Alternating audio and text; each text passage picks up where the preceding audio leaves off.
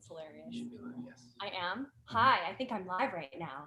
Okay, so welcome to anyone and everyone who might be here. Thank you so much for joining us. I'm going to give you a very, very quick recap of the Age of Meldred, which was part 1, just in case anyone's watching who didn't see that, and then we're going to dive right in. For anyone who would watch previously, I just want to let you know we have some casting changes that you might notice. And we are also going to have a 5-minute intermission in the middle. Okay. All right. So the Age of Meldred, this is sort of like a Jane Austen style fantasy war epic. There are 2 kingdoms on the brink of war, Aubrey and Etheldreda. Etheldredins use magic and they have violet eyes. The story follows the strong-willed Celestria, who lives in Aubrey. She's forced to marry a man that she's never met, Prince Emmot, who's rumored to be mad. They get married, and at first they really don't get along. And then they form a friendship and possibly something more. And then they discover that Emmett's father, the king, and his brother are trying to start a war with Etheldreda for false and greedy reasons. And they work together to bring the truth of that to light. So the evil king and prince of Aubrey are defeated. Celestria then finds out from the queen of Etheldreda that she is actually the rightful queen of Etheldreda, that her mother was actually royalty. I'm reading this. So I just wrote this 5 seconds ago. And the movie ends essentially with her leaving Aubrey to go to Etheldreda to try and fight for peace and reclaim her kingdom. The only other thing to note is that she is something called the Una, which is sort of a chosen one that has been prophesied, but no one really understands what that means. And this second movie, which is called Una, takes place 5 weeks after the first movie. So in that sense, I'm now going to say, I hope you really have a lovely time on this adventure, and I'm going to begin. All right. Una. Interior, dark stone cell, night. King Emmot sits against a wall. He's tied up, his face full of blood, his eyes swollen shut. Intercut with various glimpses of the village Elida in Etheldreda. Quick flashes of dead bodies in various homes, streets. Their faces are blackened as if burned off. In Marina's tavern, an injured Annabelle drags herself towards her mother Marina's dead body. She holds her close, then turns her head towards something we cannot see. Pure terror, her eyes reflect flames as her face begins to blacken. Back to the stone cell, night. A shadowed, cloaked figure emerges. He holds an iron rod with a symbol at its end, burning red hot. The rod's pressed into Emmett's chest. He screams in agony. Close on the symbol, burned onto Emmett's chest.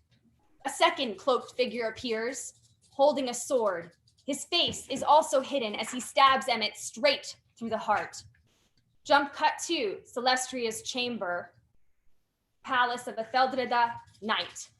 Queen Celestria awakens, gasping for air. A young Arwen with strawberry blonde hair, Mena, comes to her queen's side. My lady? Water, please. Water, please. Mena pours a glass of water and brings it to Celestria. It was only a dream, Highness. Yes. Thank you, Mena. Mena excuses herself, leaving.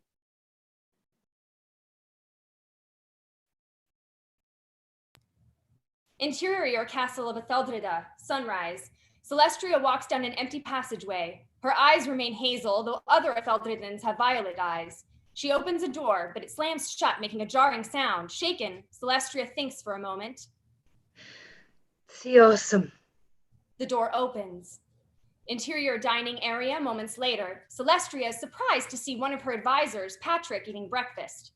Patrick. Good morning, Queen.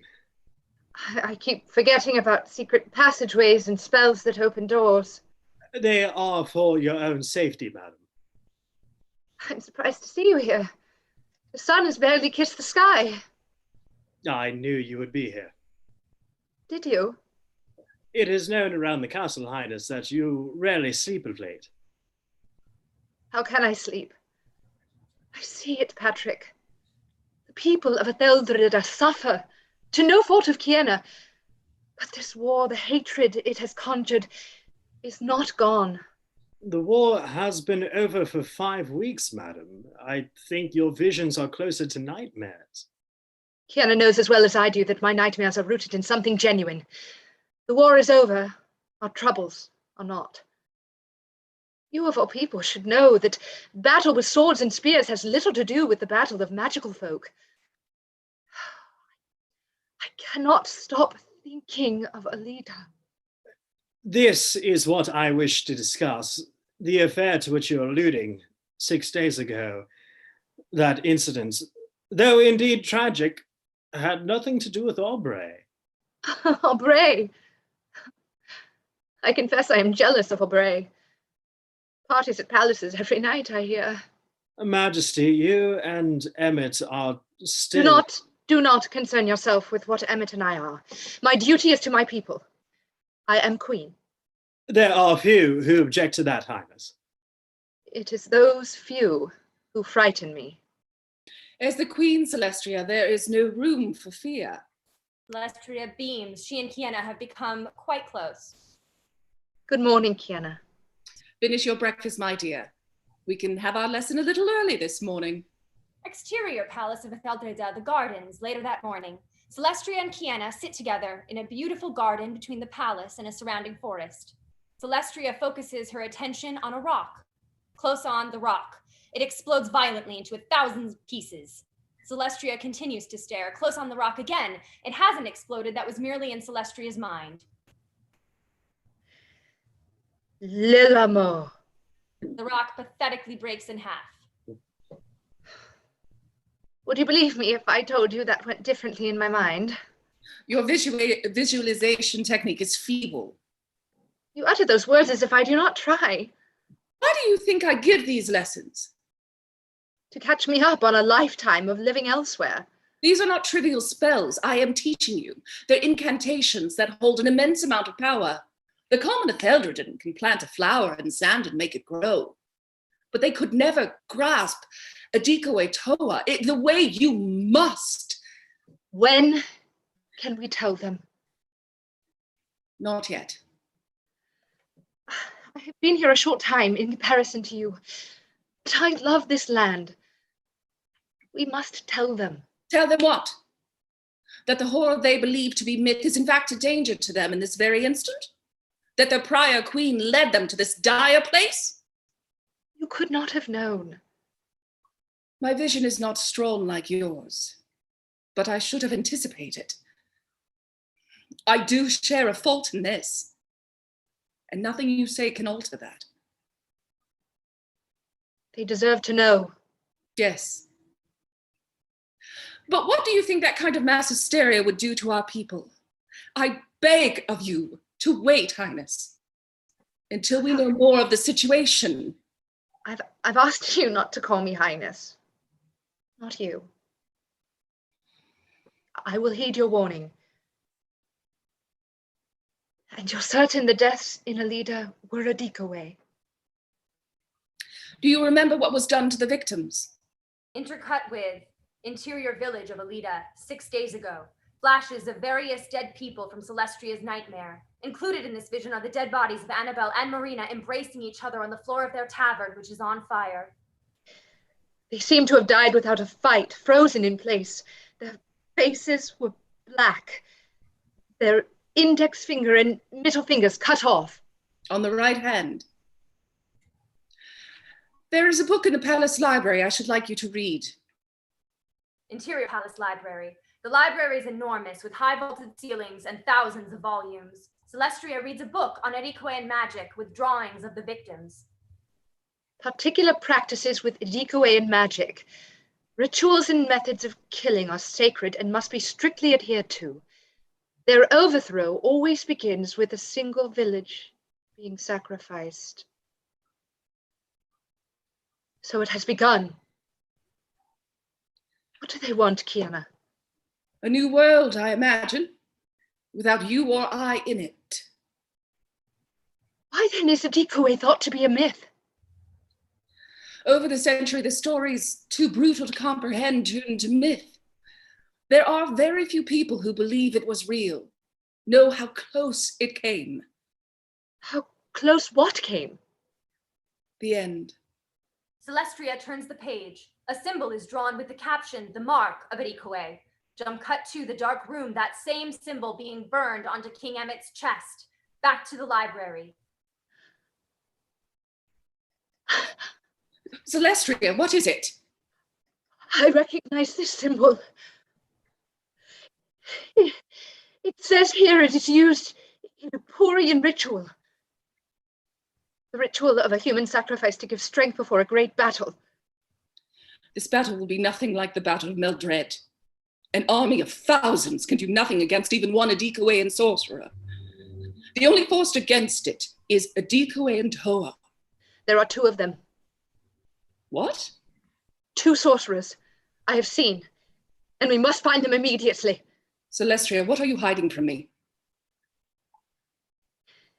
Emmot is going to die. Interior, Great Hall, the Palace of Etheldreda, or the Palace of Aubrey, night. King Emmot sits on his throne, surrounded by many people. There's drink and laughter, the atmosphere free and light. For the first time, Emmot seems relaxed and at ease. He talks with Lord Gareth and his 2 daughters, Rosina, around 30, and Esme, 25. The 2 women shower Emmot with attention, particularly Esme. Lord Gareth, my friend, I have never heard anything quite like your amusing and somewhat far-fetched tales. Most of them are lies, Your Majesty. Indeed, our father has a very keen imagination.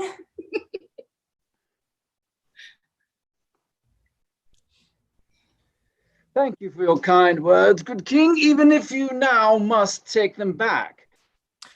Will you and your daughters join me for dinner again tonight? Of course, I should be delighted. Oh, but my lord, but I cannot. Do forgive me, my husband expects me home this very minute. You will be missed, Rosina. But I suppose your husband must take precedence. I'm sure Esme will make fine company in my absence. Gives her sister a teasing look as she blushes. Emmett's gaze moves to the doors. Arlen enters the great hall. Arlen, so good to have you back. He rushes to Arlen and hugs him. The gesture surprises Arlen. You seem comfortable, Your Majesty. Finally, indeed, I am. Was Giles' journey to Etheldreda all right? It was, my lord. It took longer than I would have liked to sort everything with the estate, but he is now happily settled with his daughter. I want to hear all about it, and I must speak with you regarding... Leonora rushes into the great hall. There you are, Arlen. You rushed off so quickly. Arlen seems perturbed. Leonora? She curtsies. Did you not think to leave her at home, Arlen? I did try, my lord. Your Majesty, my lady, Queen Celestria, did bid me come to you to deliver an urgent message. A Tenderini spell that I was taught, which does turn my Grata energy into Celestria's and allow you to see a visual of her words. I suggested she send a letter, sir. You are not Etheldred, and how can you perform magic? Celestria insists magic can be taught to anyone. Follow me. Excuse me. Everyone bows as he walks out with Leonora. That witch sent him a note as a spell? Their marriage is over. The war may be ended, but people do not trust magic, and Celestria is now the queen of magic. I've heard never even kissed. Interior private room, minutes later. Emmett ushers Leonora into a room and shuts the door. Arlen opens it and joins them. Arlen, it is not... I go where His Majesty goes. You should never be alone with anyone. I do hope someday you will ease that rule slightly. Now, what of my Celestria? Do not touch me, or the spell will break. Why would I try to touch you? Leonora closes her eyes and begins whispering incantations. Grata Basci, Grata Bisce, Grata Basci, Grata Bisce. A soft light begins to surround her. Emmett and Arlen grow uncomfortable. Suddenly, Leonora transforms into Celestria, also surrounded by a soft light. It's you, Hello, Emmett. Celestria. Do not speak, for I will not hear. How strange that you will be able to see me for the first time in weeks, but I still have not seen you. Emmett is overwhelmed with emotion to see his wife. I send this message partly to congratulate you on your success in Aubrey. I hear you have peace, and I am grateful for that. Etheldreda's fate has been quite different. What I'm about to tell you cannot be repeated. We had a tragedy just over a week ago. A small village was attacked with a very specific kind of magic. There were no survivors, and the deaths were brutal, the details of which I cannot even touch upon. Do not ask me why. Well, you can't. But I fear for your safety, Emmett. I must entreat you to make no attempt into Etheldreda. I will see you. I will send word for you again when I can. Goodbye.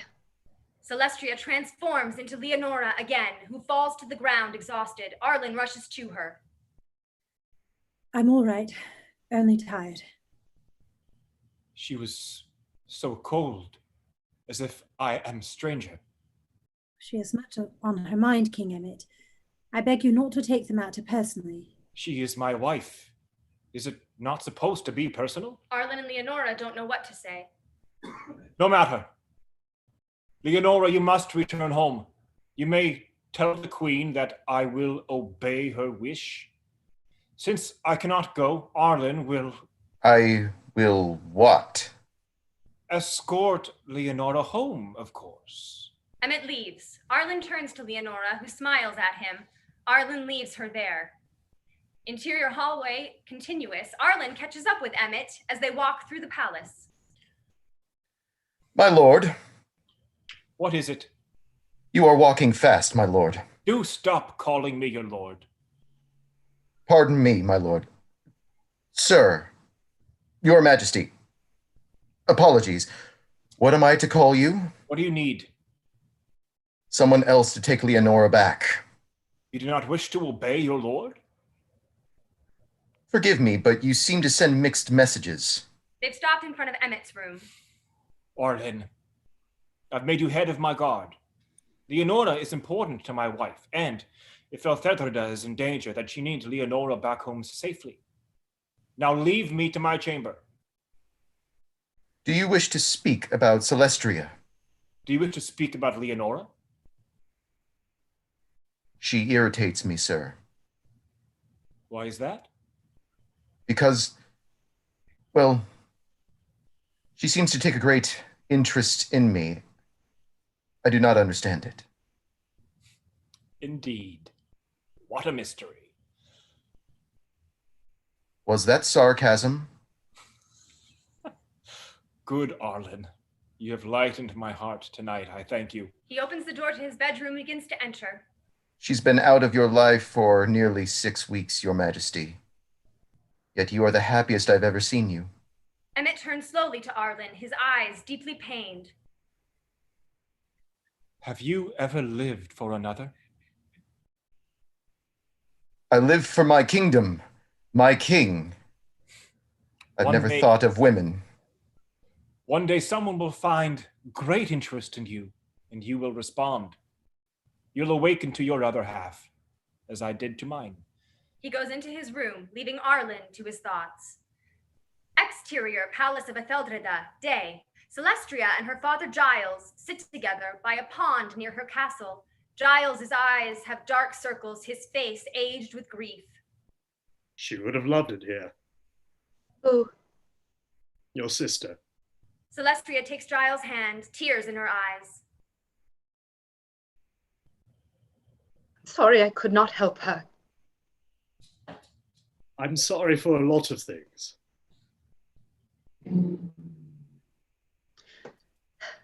Father, did you ever suspect my mother was Etheldredan? No. Although I do recall seeing her eyes the night you were born. I could have sworn they turned violet just for a moment. I told myself it was my own mind playing tricks. Yet they certainly were violet, hidden by some spell. I wonder that your eyes are not violet then. Celestria! Celestria and Giles look to Kienna, running towards them. What is it? Come quickly. Interior meeting room in the castle. Kienna brings Celestria into the room where Patrick, Laura, and Lady Guthrie are anxiously waiting for her. What is the meaning of this? Someone speak! We have been searching our documents for everyone who fought in the war. The Battle of Meldred left thousands dead, some escaped, others were injured but alive. Magic helped us track everyone, and we have records of them all save two. What? 2 men are missing, Your Highness. Innis and Tyrell of Dugan. They were able to release the spell placed upon them when they joined our army, which allows us to know where they are at all times. I placed that spell on every soldier personally.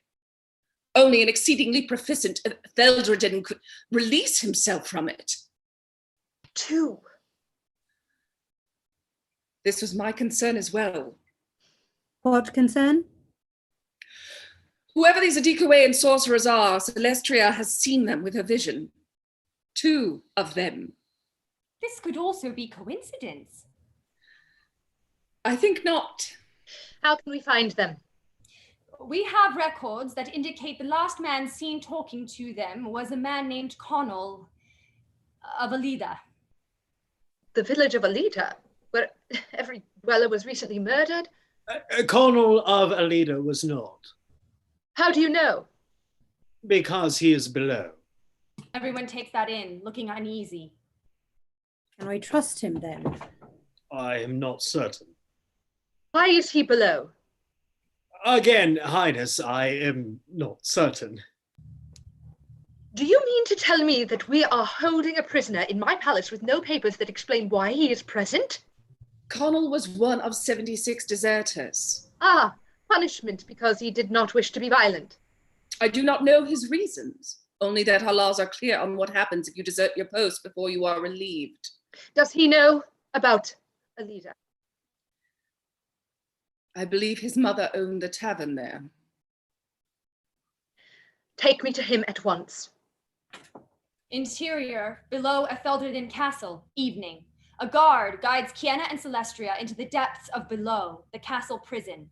It's dark and dim. They pass a myriad of cells before stopping at Connell. He sits against the corner of his cell, staring into space. His features have changed. He's dark and resentful. Connell of Alida. Who asks?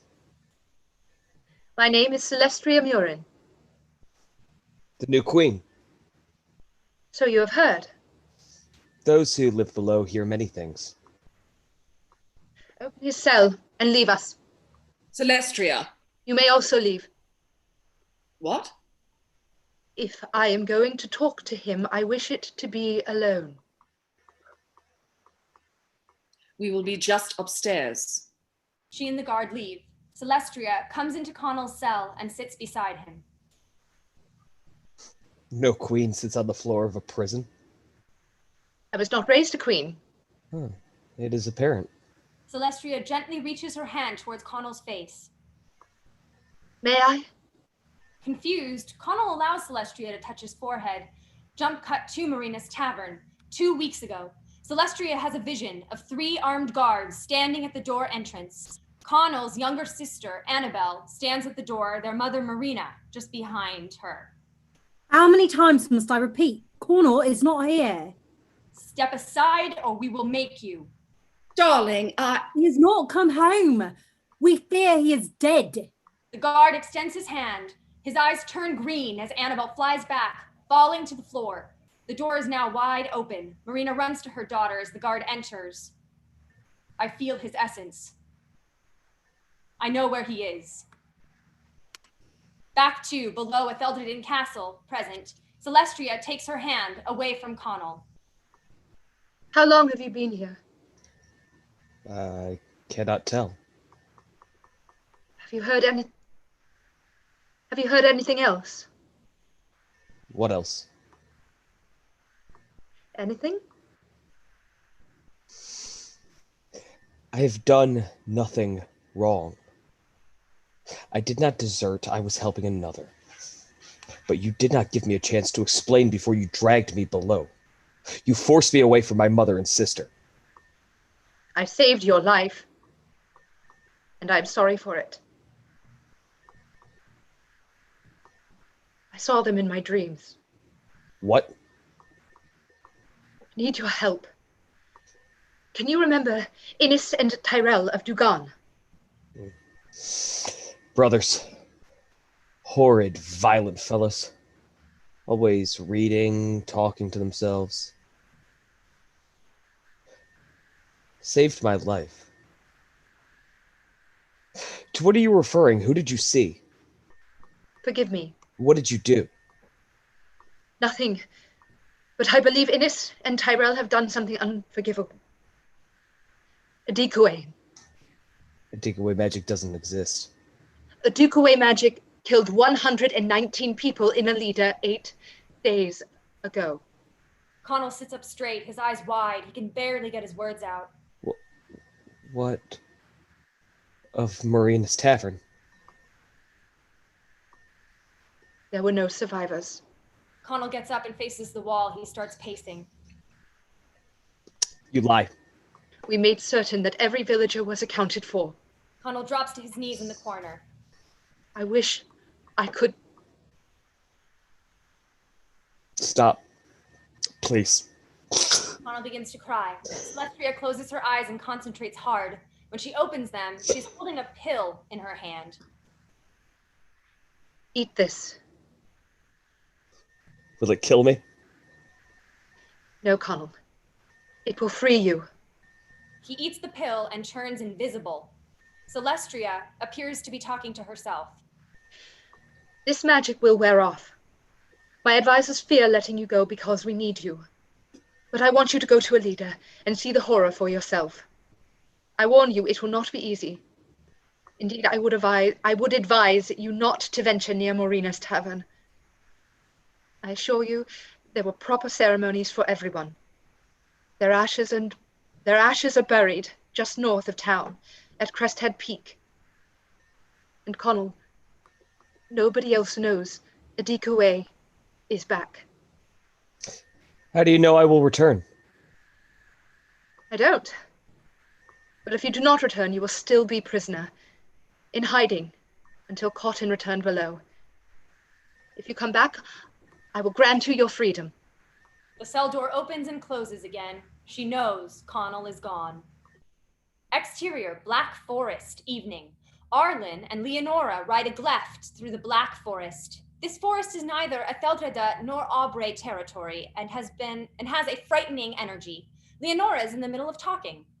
Which naturally I had not the slightest inclination how to go about doing, but Queen Celestria was adamant. And do you know what happened when I tried? Something fascinating, I am sure. Oh, forgive me. I don't know why, but I find it easy to talk to you. Yes, I don't know why either. Arlen sees he's hurt Leonora. He feels badly. I do enjoy your conversation, but I'm a bit anxious, Leonora. I always am when traveling through the Black Forest. The Black Forest is harmless. You mustn't believe everything you hear in stories. Like Idikaway?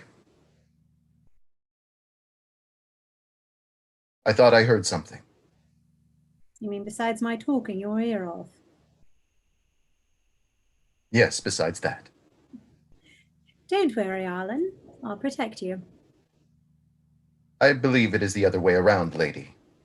Yes, but I am not the one afraid. I'm not afraid. Did you hear that? Leonora smiles until she too hears a soft rumbling coming from straight ahead. What is that? I cannot tell. Arlen stops the gleft as quietly as he can. He dismounts and helps Leonora off too. Don't move. I will go and see. I'm coming with you. This is not up for discussion. King Emmot put me in charge of your safety. I am an Arwen of the Queen, Arlen. You need not serve me in such a manner. Stay quiet. Arlen and Leonora slowly creep towards the rumbling noise. It gets louder as they come upon an ominous, gigantic tree with black bark. I've heard of this tree. Arlen, we must go now. Arlen puts his finger to his mouth, hushing Leonora. Just behind the ominous tree is an entrance into a large cave. 2 dead bodies hang from trees on either side of the entrance, faces black, 2 of their right fingers cut off. Leonora puts her hand to her mouth so as not to scream. Interior, Celestria's chamber, night. Celestria sleeps soundly as someone approaches. Connell, looking almost mad, enters frame. He raises a knife, ready to stab Celestria, but hesitates. If you are going to kill me, do not contemplate it. Connell drops the knife. It falls on his foot, giving him a nasty cut. Celestria opens her eyes and gets out of bed. Connell takes off his shoe and sits on the floor, healing his bleeding foot with a spell. You're good with magic. Yeah, my mother taught me. I suppose I am to be killed. Perhaps. How did you get in? I followed you in while you were still invisible. Clever. If I had died, it would have been my own fault. You do not seem afraid. The Queen is not allowed to show fear. You saw. My sister was young and good. She never even wanted this war to happen. I felt the same. But your sister's death had nothing to do with Aubrey. Please kill me. What? I have nothing to live for. It's natural to place responsibility for a leader on my shoulders. I share in your pain. Connell, my sister also died of late, and there are moments I dearly wish I could join her. Then you understand why I must die. Do you mind if I take that knife from you now? Oh, no. He hands her the knife, which she places on her bedside table. She suddenly remembers something. Connell. Yes, Your Highness? I took a bath earlier tonight. Yes, you did. An awkward moment as the sun begins to rise. This is my favorite time of day, when the dark behind my window turns to light. Something you can always depend on. From the darkness comes the light. What will my punishment consist of? Are you hungry? Am I what? Hungry. I dare say it's time for breakfast. I'm not sure that I And I wish for you to join me in my lesson. A lesson, Your Highness. There, Kian and I will talk with you of Innes and Tyrell. I fear that I know little of Innes and Tyrell. Regardless, let us eat. It is early. I doubt anyone to even be awake to... And a knock on Celestria's door. My lady, Queen Celestria, it is urgent. Exterior Celestria's chamber continuous. Mena angrily tries to quiet Leonora and Arlen, who have just arrived. You will disrupt Her Highness. I must insist you leave, or I will have to call the guard. This cannot wait. If you do not open this door, I will... Mena aggressively pushes Leonora away from the door. I will fight you if necessary. Celestria opens the door. What is going on? This woman tried to prevent crucial information. You were asleep, Your Grace. Mena, you are newer to this castle than I am, and still unsure of how it works. Leonora must always be allowed entry into my rooms. Is that understood? Yes, Highness. Are you quite well, Leonora? I'm well, Queen, but I bring petrifying news that must be shared immediately. Arlen is about to speak, but he notices Connell sitting on Celestria's bed, putting his shoe back on. Arlen? Your Highness, we rode through the Black Forest and witnessed something even I cannot describe.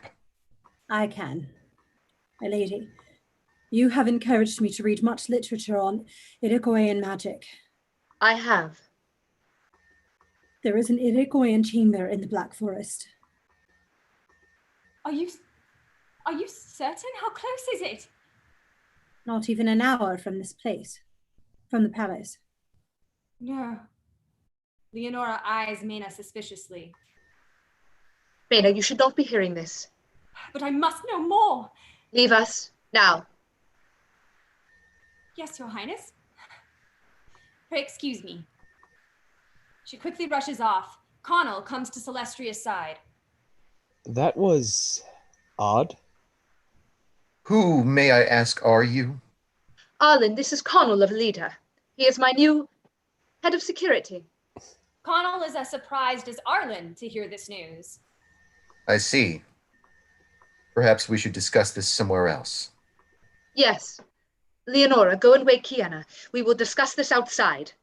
Leonora and Arlen walk away together.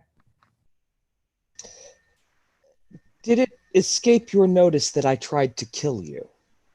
It did not. Surely then you could find someone better suited for your protection. You never could have done it. I brought a knife into the Queen's chamber. Yes. Quite audacious. Just like me. Exterior Palace of Etheldreda. The garden, later. The sun has fully risen. Celestria walks to the usual spot where she and Kiana have their lessons. Connell rushes to catch up with her. Your Highness, you cannot be serious. You said that you had nothing left to live for, but you do. Fight this battle with us. Why me? Because of what you've lost. You have more invested in this than anyone. They share a moment, and Connell nods. What do we do now, Your Highness? We wait. They sit in silence for a moment before Kiana, Leonora, and Arlen come into view. They all sit together as Kiana takes a deep breath. The Black Forest received its name during the Age of Lilton. It has been so long that people have turned that age into a myth, into legend. But it is neither. Prior to the Age of Lilton, there was a great battle. Aubrays and Etheldredans, before they were even named, were fighting over that forest. But the Black Forest is not part of Aubrey or Etheldreda. Well, not after the Battle of Lilton, no. Nobody wanted it. Not after the first Adicoean chamber was built there. Forgive me, but what does history or a battle of any sort have to do with what we saw? The point, Arlen, is that for Adicoean magic to work, it must be at a time of great instability.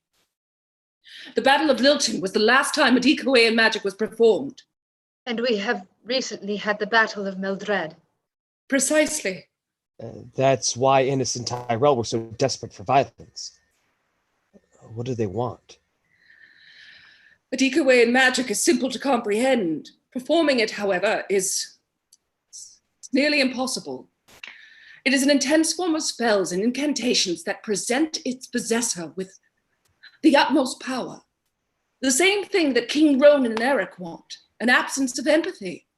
Believing there's a superior race, they spout ideals of supremacy and unification, but a magical hold over all people and things is what they truly desire.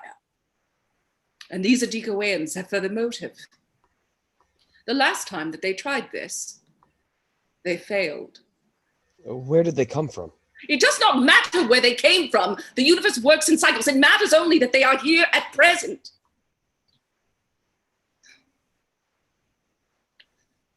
I must speak with Connell and Celestria privately, unless there are any other questions.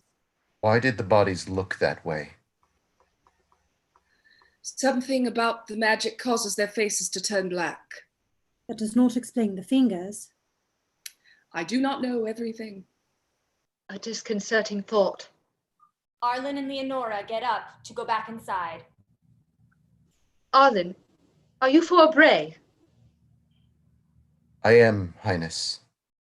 Do you wish a message to His Majesty? Celestria wants to speak, but stops herself. No. Safe journey. Arlen and Leonora leave. Connell, Celestria told me Innes and Tyrell often spoke to themselves. Did you ever hear what they said? I could not understand. I thought they were mumbling nonsense, but now I wonder if it was some sort of ancient language. Everything points us in their direction. They were popular amongst everyone, charismatic.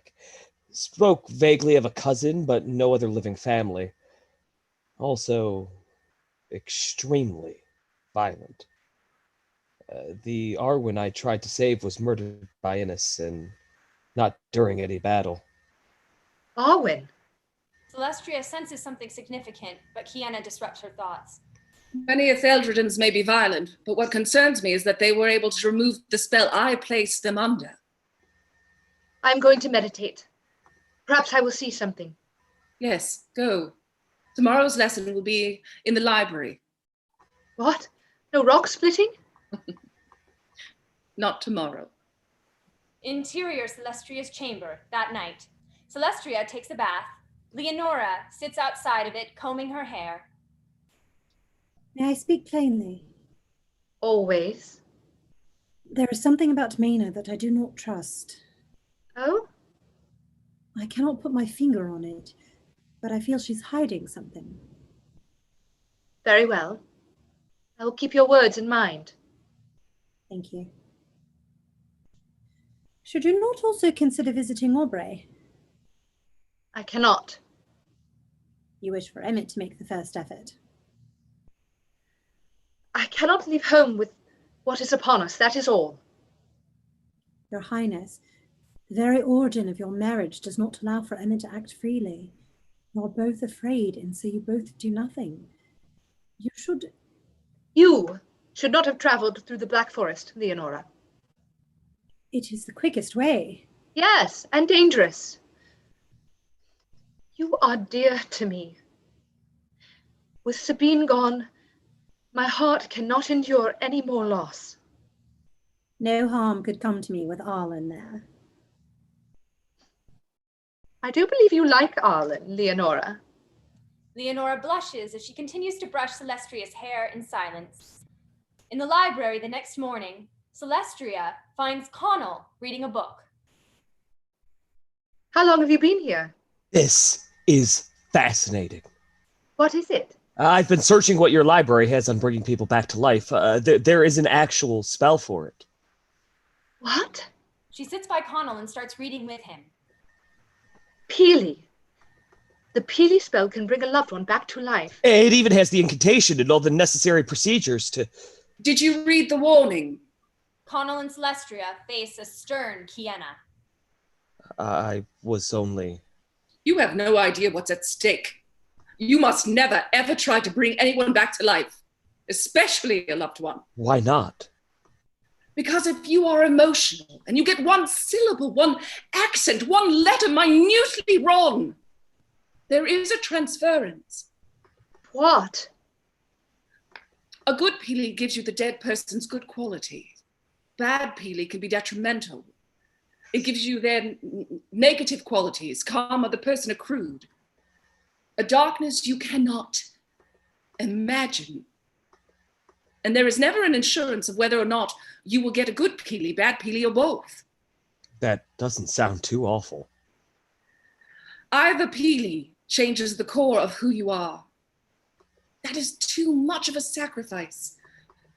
Promise me, Colonel, that you will never try it. Your mother and sister would not desire such a thing.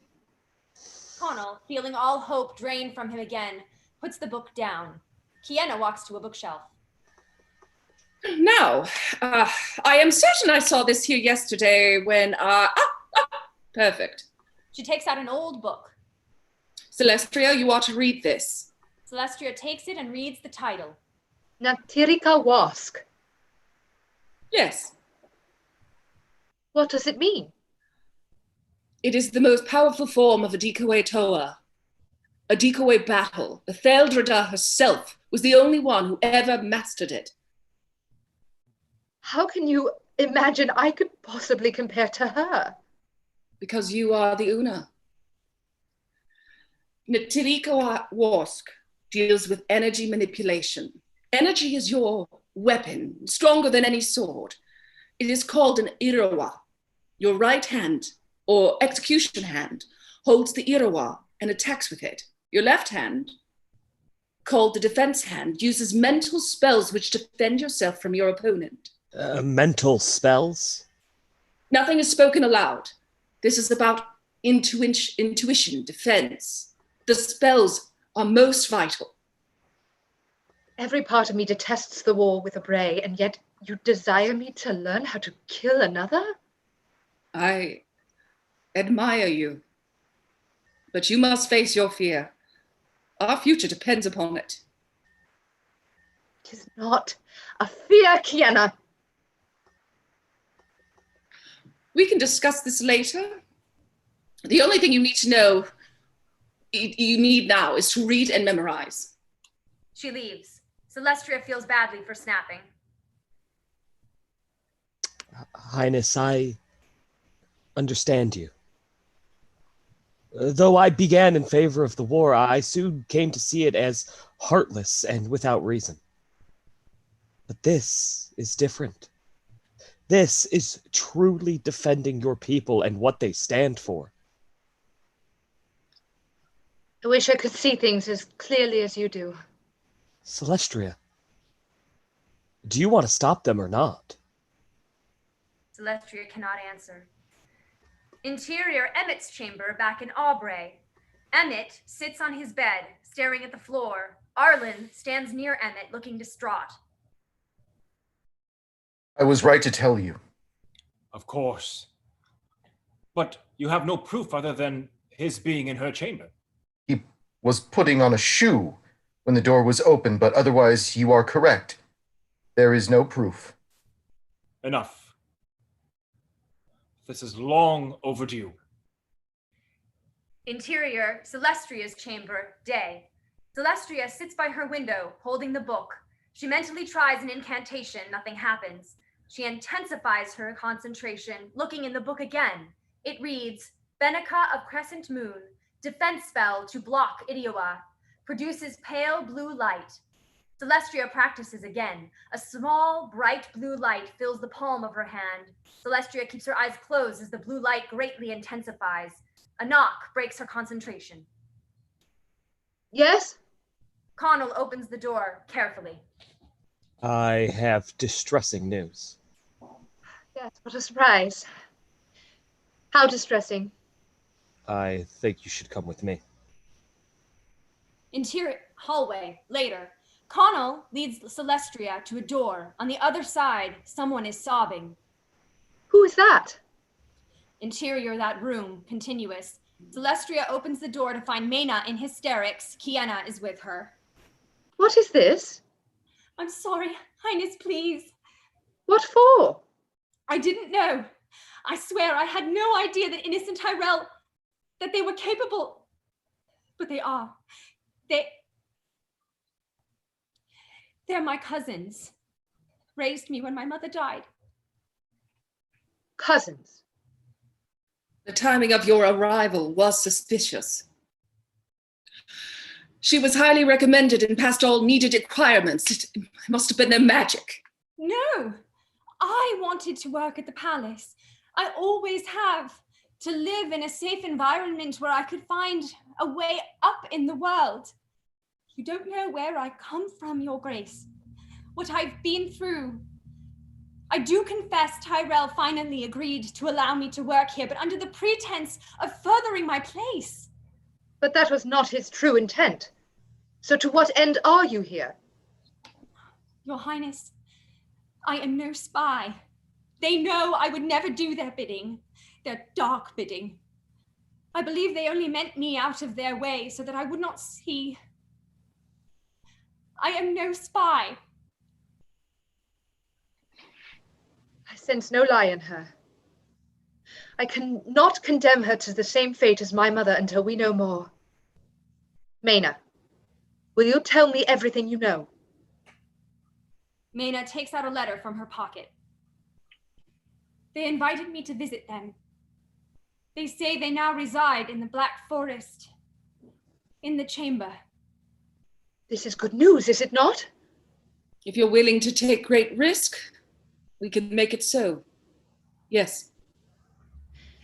We need a plan. You've already got one. Interior Kiana's spell chamber. Kiana, Celestria, and Mena sit in a circle in Kiana's private study filled with books, herbs, potions. Connell stands behind them. Kiana closes her eyes. When she opens them, they've turned green. She takes a small knife from the table and cuts Mena's hand, drawing blood. She does the same to Celestria. Mena and Celestria's hands come together as bright pink light radiates the room. When it calms, Celestria and Mena stand where the other just stood. They have switched bodies.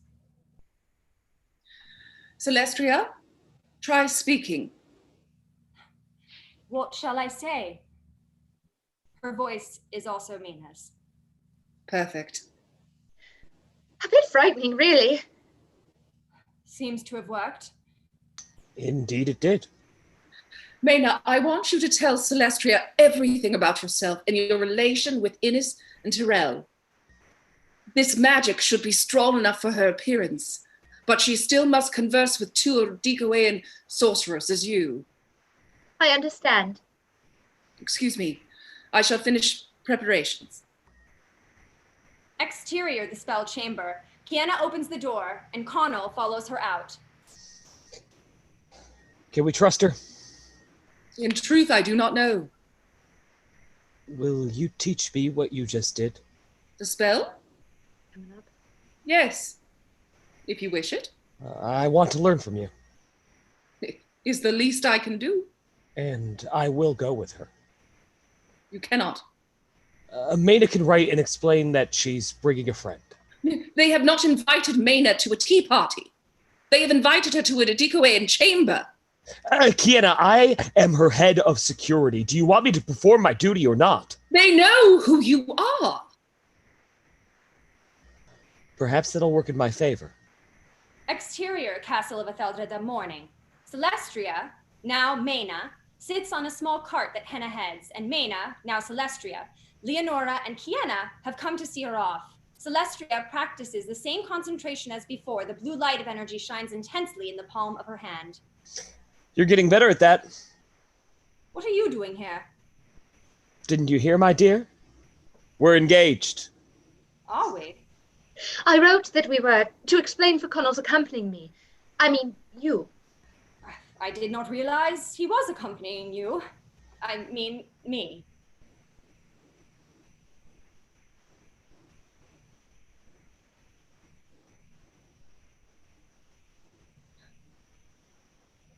Exterior Black Forest, evening. Celestria reads some loose papers. Connell takes in the scenery. Soft light shines through the trees as the sun sets. An insect that radiates a greenish light flies by them. They both notice. Bunglebug. They mean good luck. Celestria continues to read. Connell continues to stare at her. Yes? Sorry, Highness. It's still strange to see you as someone else. Are you frightened? What did I tell you about queens and fear? You are an Etheldredian as well as queen. Yes, and in Aubrey, too. And what is it that you read? Mena wrote many pages about Innis and Tyrell. I am studying, because I do not wish to be found out. That would frighten me. I will not let anything harm you. They share a brief moment until the forest begins to turn dark and dead. We're getting closer. No, lady. We're here. Henna stops at an eerie entrance, consumed in black fog. I am no longer your queen. I am Mena. Show no reaction to the dead bodies or anything else we see. They can sense emotion. Learn to hide it. Concentrate on a happy memory and do not release it from your grasp. As you command, Mena. They get off, and Celestria turns to Henna. This is where we part, my friend. You will wait for us here. Connell, Mena does not approve of any of this, so I will use that to my advantage. Are you ready? Connell doesn't respond. He offers his hand, and she takes it as they disappear into the black fog. Interior Requiem chamber entrance. Celestria and Connell suddenly appear in the cave that could hold hundreds of men. On either side, stone hallways lead to dark corridors. Without warning, Celestria and Connell fall to the ground and cannot move. Strange whispers and noises. Suddenly, a cloaked man appears before them. Celestria meets his gaze. Innis. His face is darker, leaner, his skull almost poking out of his skin. Maina? You did not tell us you were coming. Did you not get my letter? Was I not invited? No. And yes. I cannot move. How did you find us? My queen. She knows about this place. I came to warn you. Who is this man? You know me, Innis. Connell? When I discovered you and Tyrell were Maina's family, I couldn't believe the coincidence myself. Connell is my fiancé. How did you meet? He, too, works at the castle. Coincidence indeed. You invited me here. Please, Innie. Innis clearly hates that name, but also softens his suspicions. He stays. But you can come with me. Tyrell will wish to see you immediately. Thank you. Innis was a violent child, careful never to attach himself to anyone. Tyrell and I called him Innie, a version of his name he did detest. With a final look to Connell, who still cannot move, Celestria follows Innis into the shadows. In a private room in the chamber, Tyrell, cloaked and intimidating, sits with a group of 10 people. He stares at Farah, 40s, intense eyes, maroon hair. What do you think? I think you're very good. Leader was the beginning, a warning our power grows with each inhalation. Maina and Innis enter. Maina has returned with Connell, whom we fought with in the war. Of Alida. He lives? Connell works at the palace. What happened in Alida? See, Innis? The queen has not told her people of Alida. She is afraid. I don't trust it. Our little cousin has returned to us. For this I am grateful.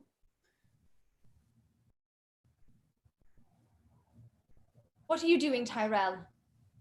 I know you. You are no Elikoan sorcerer. Tyrell would want a friend to me if anyone was serious and hero. People shift uncomfortably. Maina, we did not invite you here to question us. Indeed. You finally allowed me employ elsewhere so that I would not question you. But that is precisely what I intend to do now. I'll talk to Innis. You see to the weapon. Innis leaves, furious. Everyone else starts to get up and wander out, except for Farah, who walks over. Maina, may I introduce you to Farah? My Farah. You have been well spoken of. I, too, bring someone dear to me, and I wonder if you can help him, for he has not been able to move since we arrived. I'll take care of it. And get ready for tonight. She gives him a kiss and walks away. Celestria walks with Tyrell. Whatever you say, your fiancé has reason to hate us, and... We know of no such reason. Is there something you wish to confess? When he discovers the truth, we will have to kill him. You should prepare yourself. Tyrell, please. You cannot question the chamber, particularly in front of Innis. Family or not, he'll send you to another world. What have you become? How can you be surprised?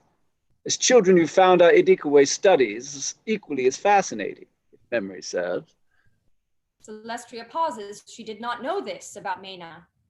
Of course, but to actually turn to Idikwe. Over 2,000 years ago, one sorcerer envisioned a world united under a fair and empowered rule.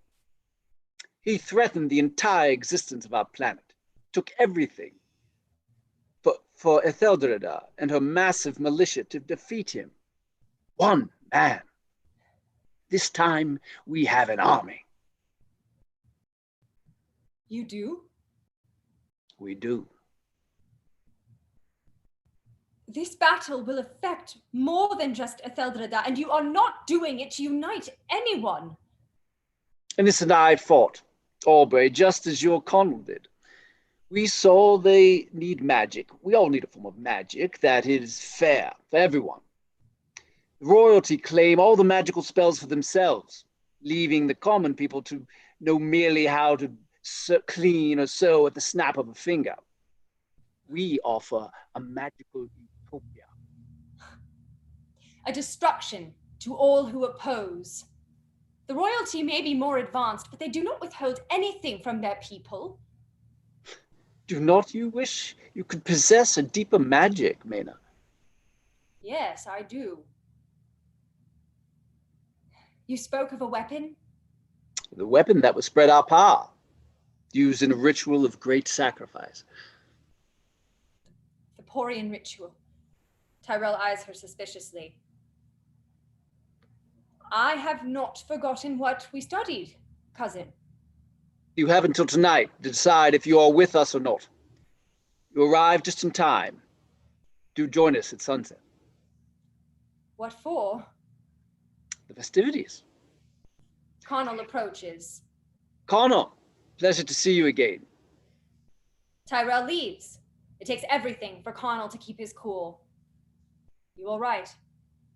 No. Farah comes from behind them. I will show you to your room. In a small bedroom, Farah leads Connell and Celestria into a small room that barely fits a bed. Connell looks apprehensively at Celestria, both aware they'll have to share the bed. It is small, but our chamber is not grand. We prioritize our space for fighting and learning spells. This will surely do for a sleeping chamber. Quite nicely, yes. Well, do not linger. The festivities begin any moment. Festivities? Celestria speaks mentally to Connell's mind. Can you hear me? Of course I can. We need to leave here tonight while everyone's asleep. I'm not sure that they... Don't speak aloud. I'm certain they have watched our every move. They have an army, Connell. I must warn Etheldreda and Aubrey as soon as possible. There's commotion outside. Celestria and Connell make their way into the courtyard.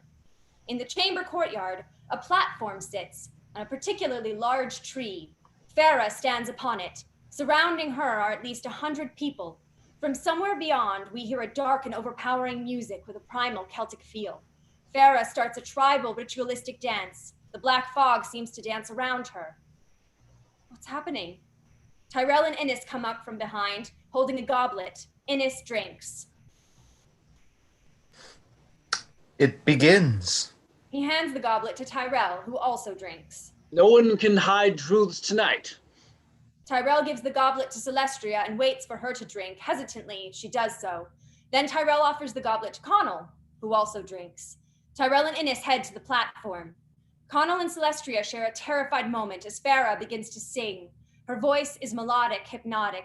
People become entranced and begin to follow Farah's dance. Celestria and Connell both sway, the drink beginning to intoxicate their senses. Celestria sees Innis watching her and tries to imitate the dance, moving closer to Connell. Intoxicated, Connell brings Celestria to him. Suddenly, he notices one bit of Mena's strawberry blonde hair is turning dark brown. Still groggy, he sneaks her out. Interior small bedroom. Moments later, Connell helps Celestria into bed and sits beside her. She still looks like Mena, though her hair is almost entirely brown. She's weak, her eyes open and closing uncontrollably.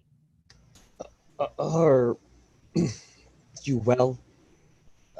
We cannot stay. I just need a moment. What did they give us? I feel disoriented. I cannot say, but I feel... Happy? Connell lies down beside her. They gaze at each other for a few moments.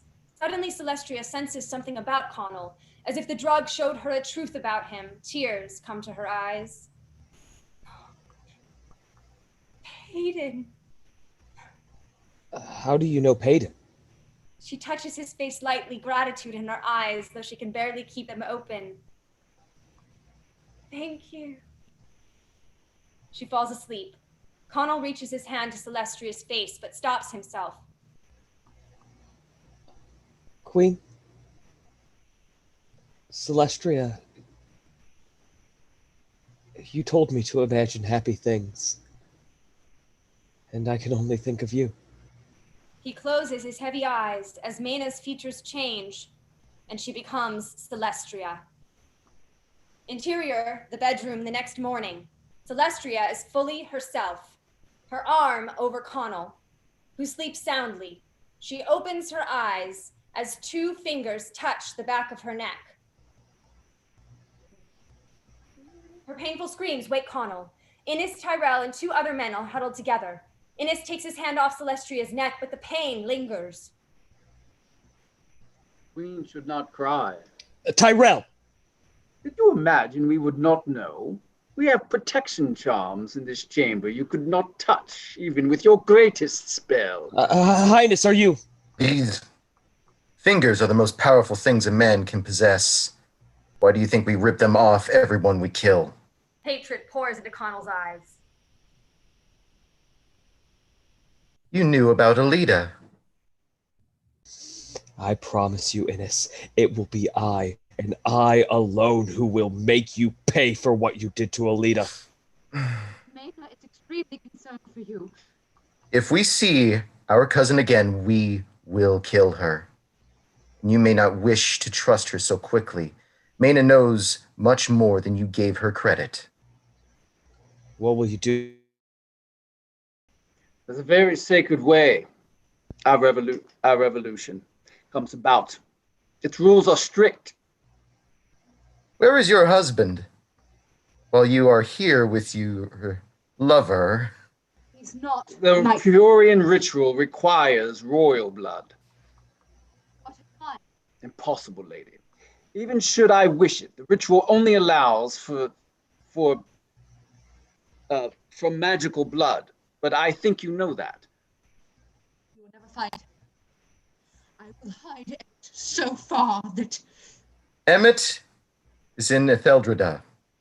But then again, you would know that if your vision was not so weak. Jump cut to the castle of Etheldreda. Celestria sees a blurred vision, a warped vision of Kienna and Emmett. Under strict instruction to stay away. I am a king. I need no outside instruction. And back to the small bedroom continuous. Celestria tries to hide her concern. Tell your people they have a choice. To fight with us or die. We will not hear you. Then you will not hear anything.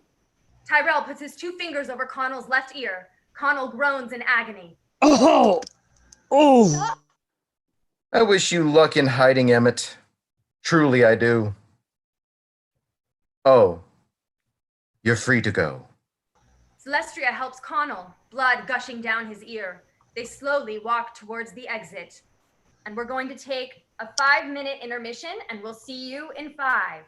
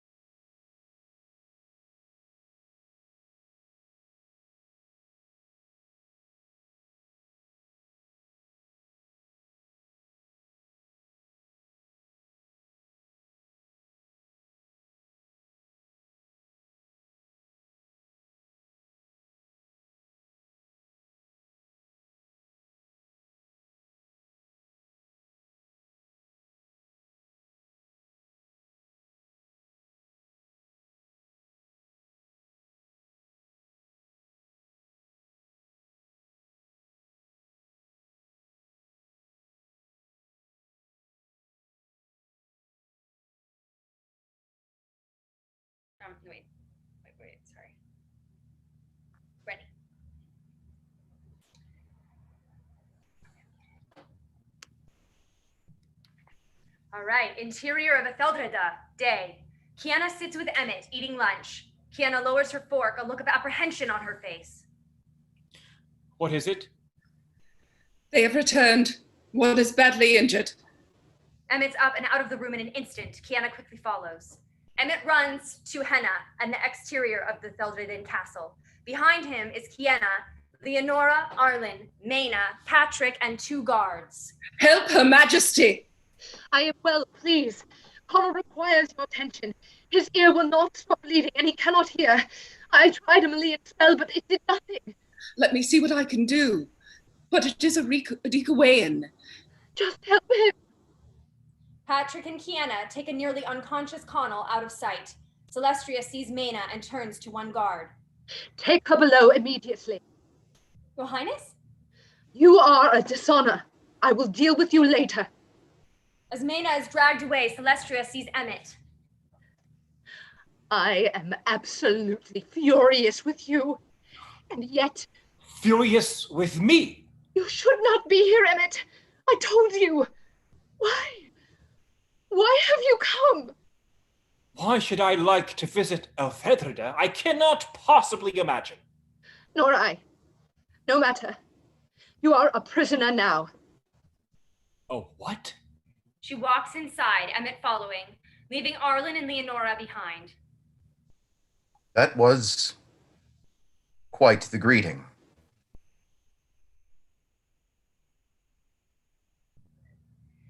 Interior meeting room inside the castle later. Celestria and Emmett sit on opposite sides of the room in silence. Laura, Patrick, and Lady Guthrie sit near Celestria. Arlen sits by Emmett. Where is Leonora? She should be present. Arlen, will you please fetch her? Arlen rolls his eyes but gets up. Kiana enters as Arlen leaves. Well? My magic has healed the wound, but he will not hear from his left ear again. Emmett is aware of Celestria's concern for Connell. Will someone please tell me what is happening? What have you told him? Everything I knew, but you know more. Everything? Oh. No, I suppose not everything. Leonora comes into the room, followed by Arlen. He tries to get past her so he can sit beside Emmett, but she beats him to it. Annoyed, he sits on her other side. We are about to go to war. I cannot ask Abray to be involved because it would risk the lives of many who know no magic at all. If you are in danger, we will fight with you. They have an army. An Adikawayan army? How many? Erikawe? 100. Maybe more. No. With our combined armies, we can overthrow 100, surely. It does seem logical that even against Adikawayan magic, tens of thousands could best... Think of what you're saying, Patrick. Think of our history. When Etheldreda last fought this type of magic, there were no kingdoms at the time. And that entire army was only against one. One man? One Adikawayan sorcerer, not men. And with hundreds, I cannot see hope. There has to be. How is it possible we didn't see this coming? Your vision? Adikawayan magic is perhaps the only magic that beats my own. When will they come? Soon. I believe what Connell and I witnessed last night was the opening ceremony or celebration. They're what? They believe very much in the higher meaning of what they do. Their rules are taken quite seriously. This overthrow is a sacred procedure for them. They'll be after Emmett next, and then the blood of us all. Yes. What? I wish for a private word with my husband. After me, did you say? Everyone else leaves. Try to understand how powerful these sorcerers are. How incredibly dire this situation is. I'm beginning to. They will invade this castle to complete the Purian ritual. It includes kidnapping and torturing you until your death. This detail might have been helpful to know a touch sooner, don't you think? Forgive me. I thought I was protecting you. I know. I ask you to allow Kiana and myself to now place you under our actual protection. It might be safer for me here after all. You have hardened, lady.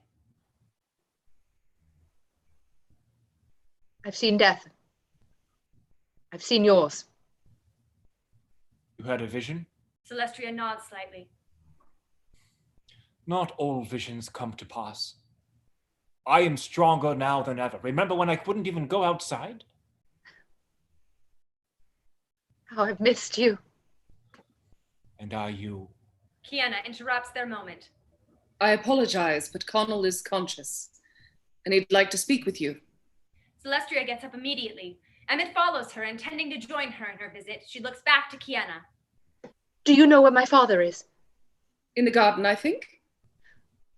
You must go to see him, Emmett. I'm sure he will be happy to have such company. Oh. Yes, very well. He leaves. After I see Connell, it is time for Natirika Wask. I will not be defeated. Exterior Connell's chamber, continuous. Leonora comes out of Connell's room with some wet cloths. She finds Arlen waiting for her. Arlen? How serious is this? Is what? I thought we were done with this. War, hatred, people killing each other over nothing. Surely you did not believe it was nothing. You stood for your kingdom. I suppose. As we do now. As will I. You will not fight. Certainly I will, if I must. Though I am an Aubrey, being Celestria's Arwen, I know more magic than most, I dare say. But can you perform it? Against Idikawayan magic, we will all die. We will not all die, Arlen. And Emmett? Yes. What did you mean when... Celestria gives Leonora a warning look, and she stops talking. Excuse me. She goes into Connell's room. Interior Connell's chamber, continuous. Celestria sits on the bed next to Connell. He looks better, but still weak. Hello. Hello. How are you? Oh, I'm fine. I wanted to make sure you were well. Connell, I am well. And I'm sorry. I led you into a trap. You could have been killed.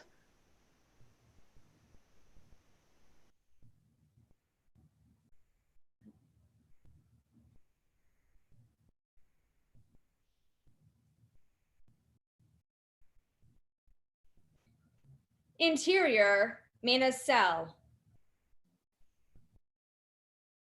In the below, minutes later, Mena, tears in her eyes, looks up to find Celestria. Your Highness? Silence.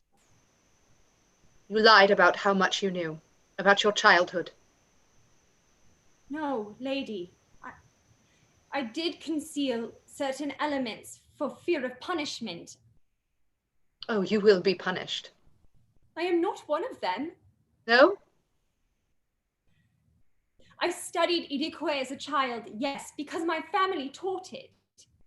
It was the wish of my mother and her sister, my aunt, that at least one of their children would bring it back. I never really thought it could happen. I was not always like this. I was filled with light. I used to go to sleep and dream of beautiful things. Now I go to sleep and see my husband murdered. How quickly it all can change. I trust you to be good, but I begin to doubt myself. When I was 11, Innis practiced a spell on me. For fun. I bled for a week. Would have died if not for my mother's magical talents. Believe me when I tell you, I do not wish to stop them, merely for your benefit. Tell me, Highness, do you fault King Emmot for the actions of his father and brother? Celestria feels a flicker of hope. Their opening ceremony was last night. Please tell me how to stop them. If it's begun, there is no way to stop them. Her hope fades. She gets up to leave. I will arrange for your release. We will need all the help we can get against their army. Army? Yes. Your cousins have an army. Then they need the Purian ritual. Yes. They need non-magical blood.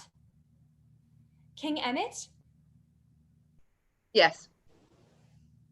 Highness, I do not know what to do about my cousins, but if the Purian ritual is not a success, their army's magic would be weakened tremendously. How do you mean? I believe at present only Innis and Tyrell are proficient Ediquan sorcerers. The ritual is what enables their gifts to be transmitted to the others. Without it, an army grand enough could best them. Then we simply must stop the Purian ritual from taking place. You have 4 days until they come for Emmett, and they will come. It will be a full moon, which always helps circumstances to be shaken. But in that 4-day period, they will be busy with rituals and ceremonies. Why are you telling me this? Because, your ladyship, I think you must go to Aubrey. I cannot ask Aubrey. When they take Etheldreda, Aubrey will be next. After 4 days. How long then? As long as it takes them to get here. Interior library, night. Kienna and Celestria practice magic. They battle. Kienna is strong, though Celestria isn't bad. Her defense hand is more skilled than her execution hand. Kienna stops. Your Adiawa is weak. Have you been studying the execution hand as much as you should? You know I have, but defense is most important. Defeating your opponent is most important. Murdering them. By refusing to acknowledge human life as sacred, they choose their death. Celestria sits down defeated. Do not resist your strength. You are better than this.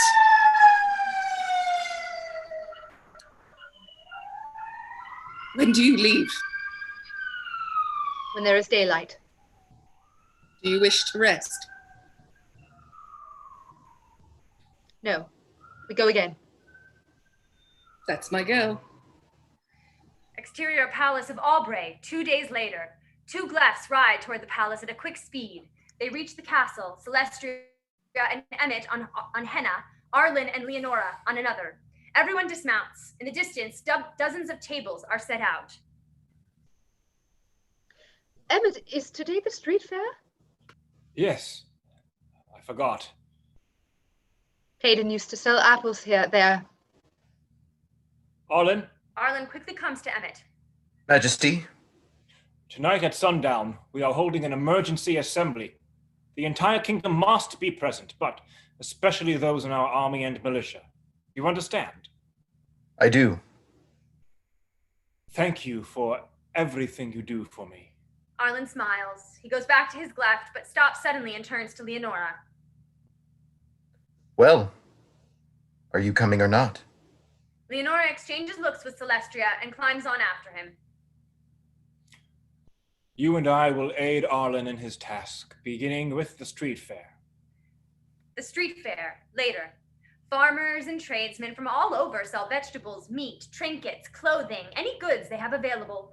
2 guards follow Emmett and Celestria as they walk through. At each stop, Emmett announces the meeting at sundown. Celestria notices people are glaring at her. They have not forgiven me for leaving. Nonsense.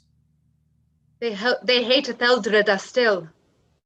The war barely ended. Many are dealing with loss of family. As am I. Your Majesty? Emmot turns to Lord Garrett's stand, Esme by his side. They stand beside their Arwen selling assorted vegetables. Well, I thought that was you. Father said you were in Etheldreda. I thought you were. I was, but have returned home. May I interest you in some blue Hubbard squash, sir? Best crop I have this year. If you recall at our last dinner, I believe we gave some to your cook for the cream sauce. That sauce was quite delicious. Celestria stares at Esme. Allow me to introduce my wife, Celestria, Queen of Etheldreda. Oh, I did not see her beside you. Celestria, these are my dear friends, Lord Gareth and his daughter, Esme. Delightful to meet you. But I do believe we have matters to attend to. Yes, of course. I am informing you both of an emergency assembly to be held at sundown. Is everything all right? That is what I'm going to speak of. Is there anything I can do to help? Your questions will be answered this evening. Emmett? Excuse me. They walk away. Esme watches Celestria. Oh, poor Emmett. Emmett and Celestria arrive at a stand selling necklaces. Emmett stops, looking at a beautiful lavender necklace. He picks it up. Does it suit your Majesty's liking? Very much. It reminds me of your people's eyes. They share a moment that pains Emmett. Forgive me. You suffer greatly, and yet I speak of trinkets. It's a nice dream. Being here. Buying trinkets. In the street fair, later, the sun is beginning to set as Arlen and Leonora ride back towards the fair. People are closing and packing up. Is it nice to be home again? Home is where my lady is. Yes, I know what you mean. The rest of the kingdom must be here. You may walk around if you wish. I will continue to help Arlen. Night is almost upon us. Of course. Sorry, Friendship is something I have rarely been acquainted with. And I do believe... A simple thank you will suffice. Interior, Kiana's spell chamber back in Etheldreda. Connell rushes into Kiana's chamber in a fury. A guard behind him. Where is she? Apologies, Lady Kiana. I did try and stop him. It's quite all right. You may leave us. Where is Queen Celestria? In Aubrey. Aubrey? Why was I not informed? You were recovering from an injury. I am quite well. It is my job to protect her. I assure you, she is protected by Arlen and many guards of Aubrey. She is there with Emmett. King Emmett did accompany his wife, yes. Be careful, Connell. With regards to what? I fear Celestria does not need protecting so much as your heart does. Do not be ridiculous. I will take your mind off of it, shall we? Practice some more spells. You have a true gift. Yes. Yes, of course. Interior dark room, vision, night. Celestria has a vision of Innis and Tyrell. They chant incantations, their eyes dark with shades of red, their skin paler than ever. Now we jump cut to the great hall. Celestria and Emmett sit on two thrones, addressing the kingdom, the militia, in front. Celestria shifts uncomfortably after this vision.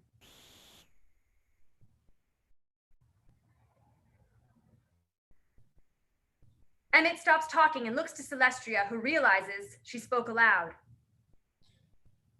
I assure you, this magic is different from the usual magic used. It has not been practiced in thousands of years and is not condoned by any true Etheldredin. I know this seems sudden, inconceivable, but it is the reality. We can choose to ignore it, let Etheldreda perish, but I fear that will not save us. It will only postpone our destruction. Before we set to a vote, I will answer any questions you have. Do we all need to fight? No. If you vote for this, I will only ask those willing to join me. Lord Gareth is sitting in the second row behind the army. He makes contact with Esme. They are not convinced. Why should we risk everything for a kingdom who were killing our people only weeks ago? Celestria sits up straight. Killing is a horrid, unforgivable act that should never be committed. But our world is not yet perfect. Our recent war stemmed from false intent in Aubrey, yet you fought. They forced your hand. I do not blame anyone, only my father and brother. But this battle stems from a real danger. 'Tis beyond any materialistic desire or power struggle on either side. So forgive me, King, but are you saying it was materialistic to fight for our kingdom? This is no longer a petty battle between kingdoms. The allies fall onto Celestria. This is a battle between good and evil. The Epicoeans will not cease until they have finished destroying everything on our planet. This includes Aubrey. Our history books tell us. I have seen it. She closes her eyes and speaks softly. The room goes dark. People are afraid. Emmett gives Celestria a warning look as the wall behind her lights up and we see her vision. The palace of Aubrey on fire. People crying and running from Innes, who holds a girl 11 years old. Innes takes his right 2 fingers and runs them along the girl's face. She screams in pain as her face turns black and she falls limp in his grasp. Innes lifts her 2 fingers, but just before he rips them off, Celestria ends her vision. The room is silent. I do not show you this to scare you or force you into anything. Merely to reveal the dangers ahead. Whatever destiny lies before you, let it be with those whom you trust and honor. I trust Etheldreda. It is my blood. It is my ancestry. They are my people, and I am their queen. I trust Aubrey. It was my home. I was raised as one. I am married to one. I love both worlds and am equally invested in their triumph. The time has come for you to choose your path. Interior Palace of Aubrey, hallway. Later that night, Emmett walks Celestria to her room. Do you think it worked? I hope so. We shall have the votes counted by morning.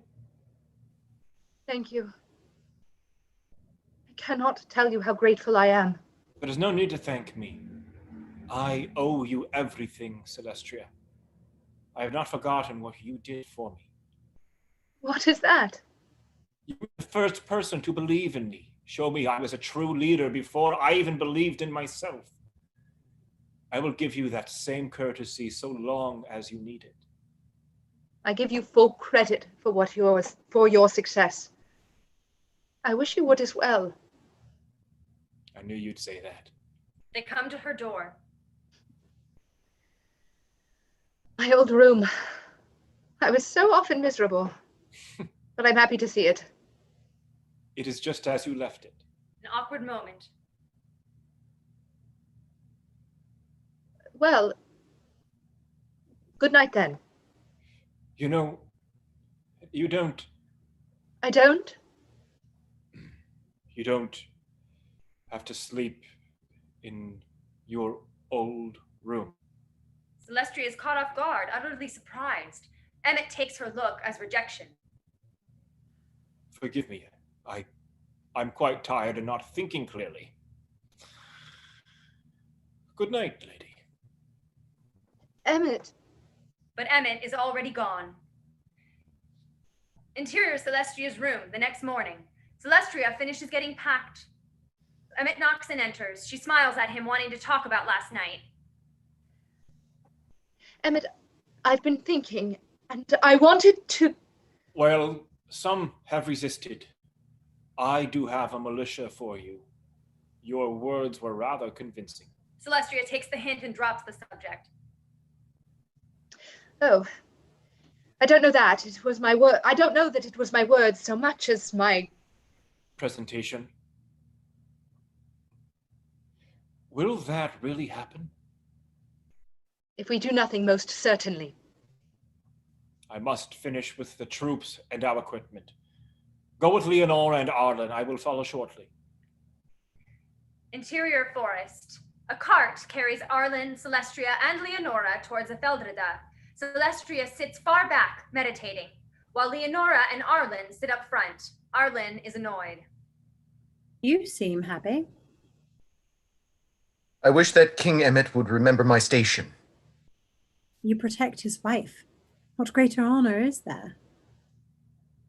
I am meant to be by his side, or in his militia, but not. I will refrain with the company present. The queen is in a deep meditation. Nothing will rouse her. Celestria, did not you hear? Arlen says Emmett has decided to run away with Esme. Apparently, he has a secret obsession for blue-habred squash. An unhealthy obsession. Quite. Celestria does not stir. They both smile. Leonora looks at Arlen meaningfully. Please do not look at me like that. Like what? It makes me uncomfortable. Leonora doesn't say anything. Arlen struggles for a moment. I think it right, Leonora, to confess that I cannot give you my heart in the way you desire. Why not? It belongs to another. I was not aware you were acquainted with another woman. It is not a woman. Oh. I'm sorry. The king. Before Arlen can speak, Celestria breaks her meditation. Lady? Faster. Interior Eriquean chamber, continuous.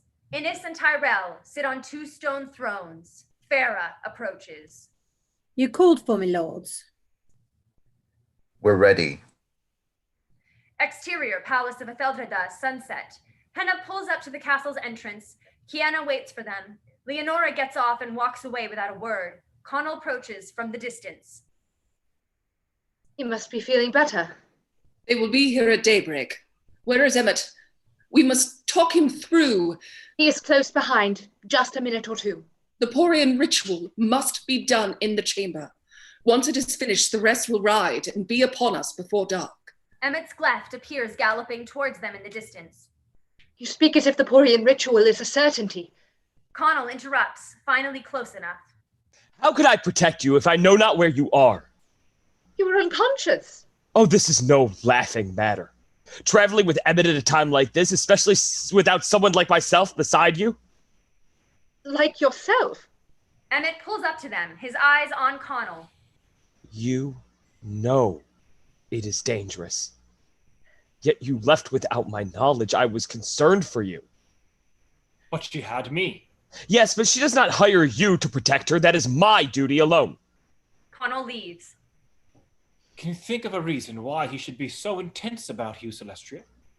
Celestria can't find the words. Emmett, come with me. Exterior garden, minutes later. Kiana, Celestria, and Emmett walk into a secluded part of the garden. Kiana's just explained her plan.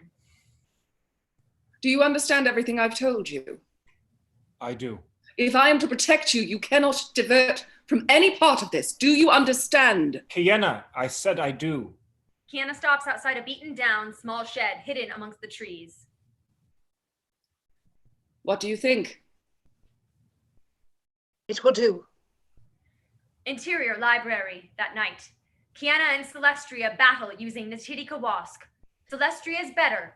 Kiana's energy is unable to touch her. Suddenly, Kiana's defense hand creates a massive, blue, energetic shield. Celestria's Idiowa bounces off of it and hits Celestria. She flips over and falls forcefully to the ground.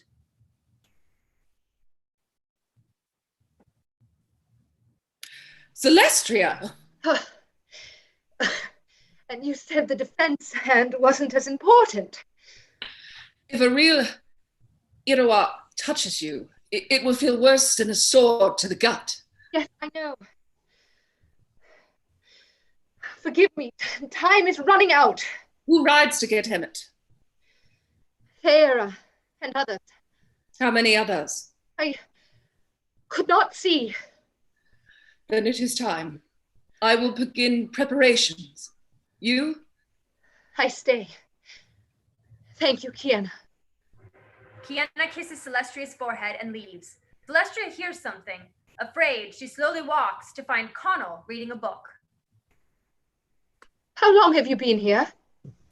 Long enough to know that you've improved.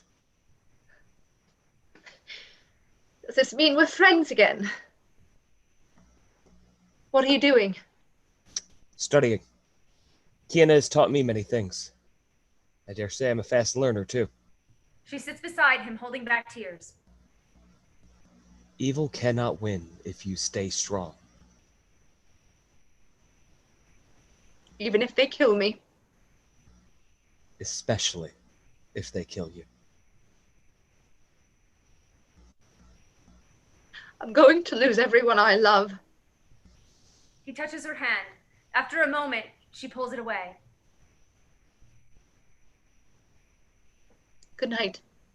She leaves, passing Emmot, who hides in shadow outside the door. Exterior, Iriquain chamber entrance that night. The entrance is calm and dark. Suddenly, Farah breaks the silence, galloping intensely toward the palace, followed by 2 riders. Exterior Palace of Etheldreda later. 2,000 Aubrey soldiers have set up camp. Sergeant Brandon of the Etheldreda army approaches an Aubrey general, tension between them. Sergeant Brandon holds out his hand, gratitude in his eyes. Reluctantly, the general shakes it. Pan out to hundreds of Etheldredans coming to join and help. Farah and the others reach the edge of the Black Forest. The palace of Etheldreda in view at a distance, but Farah suddenly stops short. Wait. The others stop. She turns her head as far to the left as it will go and smells. She smiles slightly, turning away from the castle at full speed. Interior, Kiana's spell chamber continuous. Kiana sits in meditation holding Emmett's hands. Her eyes open as if she's just seen Farah turn away. There. Kiana releases Emmett's hands. You may feel a bit queasy. I'm fine, I assure you. It is time. May I see her? Emmot. It may be my last. 3 minutes. Emmett nods and rises to the door. Thank you for everything. Interior, Celestria's chamber continuous. Celestria practices with her Idiowa. In Leonora's chamber, Leonora lies on her bed, staring at her ceiling. Suddenly, she looks to the door. Exterior her chamber, Arlen is at Leonora's door wanting to knock, but he stops himself and walks away. In Celestria's chamber, later, she wraps herself in a shawl and tries to meditate, but there's no calming her mind. She opens her eyes and walks onto her balcony where the moon is full and beautiful. She looks below and is surprised to find Connell in the gardens below her. They stare at each other for a moment. He bows his head. She bows in turn. When she looks up, he's gone. A knock. Celestria opens her door cautiously. Emmett, what are you doing here? Go to Kiana at once. I am here to release you from your contract to me. My what? This may very well be the last time I see you, and that's what our marriage was, nothing but a contract. Marriage is more than a contract. Yes, I agree, it should be. Do you say this for me? Or do you wish it? I want you to be free, Celestria, for whatever you need. I need you to find Kiana. If they cannot find you, this war cannot take place. Yes. Thank you for hearing me. He takes his leave. On the edge of the Black Forest later, Farah stops her left at a particularly large tree. Leaning against it is a shadowed outline of a body. She approaches it slowly, The riders behind her. Thought you could hide? The moment she touches it, though, the body melts into the tree. That was his essence. It was pure. An essence transference. Very advanced magic. Kiana. She closes her eyes, inhaling deeply. Oh, she has done well. His essence is everywhere. I cannot make him out. How will we find him, Farah? It must be before dawn. He's at the palace. How do you know? Because that's where her magic will be strongest. Exterior castle of Etheldreda, gardens. Emmett walks hastily towards the gardens, but a noise stops him. It's Connell. Why aren't you under Kiana's protection? I'm headed there directly. Perhaps you and I should talk. We have nothing to discuss. Emmett nods and continues to the worn-out shed. Kiana is outside. Oh, Emmett, I have been searching for you. Go immediately. He heads inside. Kiana begins chanting. A soft glow envelops the shack until it blends into the gardens and trees and disappears. Interior Celestria's chamber continuous. A loud knock. It's Arlen. Where is Emmett? With Kiana. There are riders in the distance. Be ready. I will warn Leonora. Take her below with the others. Back to exterior palace of Etheldreda. The palace is surrounded entirely by a stone wall, save for its entrance, which is guarded by the militia. Farah and the riders creep through the trees, distant from the militia. They hide as 3 soldiers pass, doing a sweep. Rider 2 tries to touch the stone wall and winces in pain. Oh, the border spell, very strong. Farah touches the stone. Her hand begins to burn and bleed. She smiles, whispering incantations as a small hole slowly forms within the wall. Interior Shroud. Later, Emmett sits, hugging his knees.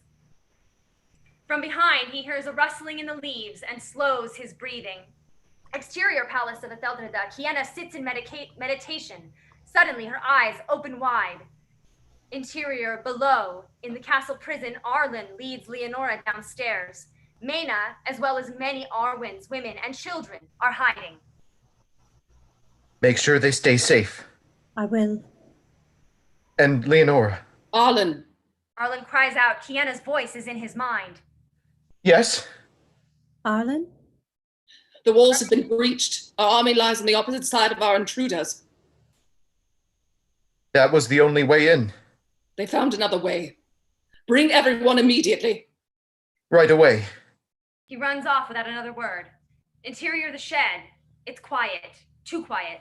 Suddenly Emmett hears loud, agonizing screams. He covers his ears until he can make out the words. Emmett! Help me! Emmett! No. In the palace of Etheldred the Gardens, Farah cries out for Emmett, but her voice is Celestria's. As she screams, her mouth opens wider than it should. Back in the shed, silence, and outside of it, Connell watches from a distance. Suddenly the shed reappears, and Emmett runs out of it, sword drawn. Oh, what are you doing? They are upon us. Can you not hear her? They have Celestria. It's a trick. They've done something to you. Celestria, where are you? Connell? Connell turns around. Farah is behind him. She uses her Idiowa to stab Connell in the gut. He screams in pain and falls to the ground. Emmett starts to him.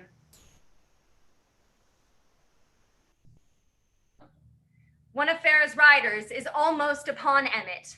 Toi Tadiana. The rider falls to the ground, dead. Emmett turns to run, but he finds he magically cannot move. His sword falls just out of reach. That was quite a dark spell, Kiana. I did not think you capable. We do what we must. So many men in all the wrong places. How easy it was to sneak in quietly. You speak many words, dear, but if you want to take the boy, you will have to fight your way out. The first rays of daylight are seen. Emmett, if you come with us freely, I will spare everyone here. If they spare us, they will only kill us after you are dead. What of Connell? He is dying. Cure him, and I will come with you freely. Emmot, Farah smiles. I cannot let that happen. You wish to stop me? Tell me, Kiana, where is your army? Kiana doesn't know. She closes her eyes. When she opens them, her execution hand holds an Iriawa. Farah still holds hers. So be it. They begin to battle. Kiana uses her Iriawa to slit the throat of Farah's remaining rider. In the distance, Celestria and Arlen ride Glefts, the army close behind. I do believe my army is arrived. Farah's Iriawa becomes a whip and cuts at Kiana's back. She screams, but quickly recovers, using her defense hand to block another lashing. Emmot watches in horror, still unable to move. Connell is unconscious. With Farah distracted, Emmot bends over to go for his sword. Farah manipulates the energy in Kiana's defense hand and smashes it into Kiana so intensely she flies back 10 feet. We hear her back break as she hits the ground. Farah approaches a barely breathing Kiana, ready to finish her. This may mean nothing to you. Farah turns to Emmot, who holds his sword. But it certainly decides my fate. He holds the sword to his throat. For the first time, Farah shows panic. You need me alive for your ritual. Leave and help him, or I will kill myself. He increases the sword's pressure until a tiny trickle of blood leaks from his neck. Farah is to him in an instant, the army nearly upon them. She touches Connell's stomach. He coughs and begins to breathe again. You want him alive? She whips her hand, making a motion as if picking something up. Connell cries out as he, Emmot, and Farah suddenly disappear. Exterior of that garden moments later, the sun is now risen. Celestria dismounts and approaches the exact spot where only a moment ago Connell and Emmot lay. Sergeant Brandon and Patrick approach. Did you see that? I finished so quickly. Where is Kiana? She starts to wander in panic, finally stumbling over her body. Kiana's face is beginning to turn black. What did she do to you? Kiana can barely talk. You must stop the ritual. I'm sorry. Celestria, your mother would be so proud. Her face turns completely black, and she dies. You were my mother. Celestria's face falls into Kiana's chest. She sobs heavily, completely broken. After a few moments, Celestria's breaths become even. She raises her face with a new resolve.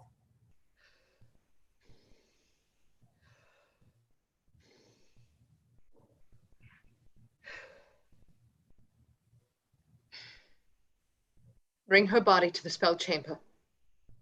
But... Do it. Interior, dark stone cell later that morning. Emmot and Connell are thrown in. Connell has fully recovered. As I promised. Farah smiles. Excuse me. I must prepare for the ritual. She leaves. Emmett, what happened? How did I get here? I know not. So, we have lost. Why did you save me? I know you dislike me as much as I do you. I do not dislike you. Then you live up to your reputation. A reputation? That you are a good and honorable man. I need you alive, Connell. I saved you because I need you to live. Why? Why do we do anything? For her. Connell looks to Emmot, a new determination in his face. In Kiana's spell chamber later, Kiana's dead body lies on the table, 2 potions by her head. Patrick and Leonora wait anxiously. Celestria bursts into the chamber, carrying a spell book. She looks mad. Lady, I do not think this wise. When I need you, I will call for you. Hurt, Leonora curtsies and leaves. Queen, I will not stop you. I only ask, is this the right time? There is only a small window. She can help us win. We need her. You need her, but she believed in you, and So do I. This is not for selfish reasons. Pili is dangerous. One simple mistake and you could... Celestria holds her hand to him. His mouth suddenly cannot speak. Get back. Patrick obeys. He leans against the wall. Celestria reads from the book and approaches the body. She places 3 drops from one potion in Kiana's mouth. She pours the second potion over her right hand, which she holds over Kiana's face, chanting. Hiatio liomia pili. She repeats Hiatio liomia pili. Hiatio liomia pili. Interior, Arlen's chamber, continuous. Leonora walks in. Arlen has changed into his armor. How do you feel? It's all gone wrong, hasn't it? Kiana is dead. And Emmot soon will follow. I'm so sorry, Arlen. Arlen begins to cry. Leonora takes him in her arms and cries with him. In Kiana's spell chamber later, Celestria still chants, every breath more passionate, possessed. Light permeates Kiana's body and brings Celestria's hand to Kiana's face. The contact is like an electric shock that sends Celestria to the floor. Patrick rushes to her. Your Highness. Celestria sits up, her back to the camera. You are right. I cannot bring her back. Because it went wrong. No. It was her time to go. I saw...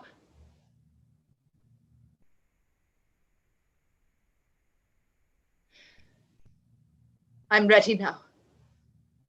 Ready for what, Your Highness? Celestria turns to him. Her eyes are now violet. To become the Una. Interior, dark stone cell later. Connell sleeps against the wall. He opens his eyes, confused how he fell asleep in the first place. He is alone. They have taken Emmett. Exterior, the castle of Etheldreda. Celestria gets on Henna. Lady Guthrie and Patrick stand at her side. She closes her eyes, a new power in her being. When she opens her eyes, she's holding a small stone. She hands it to Lady Guthrie. If I fail, the rock will turn red. You will know the fight is upon you. Understood. Patrick, if I can stop the ritual, you are to save as many lives as possible. Take the traitors below. Only use force when necessary. And if you cannot stop it? Celestria doesn't answer. Are you sure you want to go without an army? What will you do without the army? Play their game and get in undetected. She kicks Henna gently, who takes off. Another gleft, tied to Henna, follows them. Interior, dark room, continuous. Emmett sits in the room from Celestria's first vision. He breathes heavily. His face is full of blood and bruises, his left eye swollen shut. Farah starts over him. I am not afraid of you. Tyrell comes in with an iron rod. Innis follows shortly. Farah kisses Tyrell and leaves. This symbol reflects our people. The non-magical royalty reflects direct power to all. In his death, our magic shall be complete. We will be ready. We will be ready. A non-magical man, is that all? Can't you add how good-looking I am in your little speech? I'm glad you seem brave, Emmett, because this will hurt. He pushes the iron rod into Emmett's chest, who screams in agony. Exterior, the Liquayan chamber. Celestria gets off of Henna and looks at the ominous entrance. She takes a deep breath and walks inside. In the chamber, it seems as if it's completely deserted. There are 2 archways on either side. Celestria focuses her energy and decides on the archway to the left. In the dark stone cell, Connell paces back and forth. He hears something at his door. His eyes widen. He's face to face with Celestria. Connell, but I was so sure. They have him. Yes. Do you know where they've taken him? Connell shakes his head. He sees her eyes for the first time and doesn't know what to think. The exit is directly outside, to your right. The cleft beside Henna will bring you back to the castle, where you are needed. I will not leave you. If you do not go now, I will use magic and make you. Connell leaves quickly. Exterior, the dark room continuous. Innes, holding a sword, walks by Farah and goes into the room where they're holding Emmett. Farah hears a noise. She turns to Celestria, already holding her Iriowa. How did you? Farah goes to create her Iriowa, but Celestria is too fast. She spreads her fingers wide. The Iriowa shoots from her fingertips, hitting Farah. Gashes form straight lines on her body, and the blood begins to pour. Interior, dark room, continuous. Innes and Tyrell stop the ritual, hearing Farah's cry. I can finish this. Go. Tyrell nods and runs out. Innes takes the sword and raises it towards the sky. Exterior the room, Tyrell closes the door and looks around.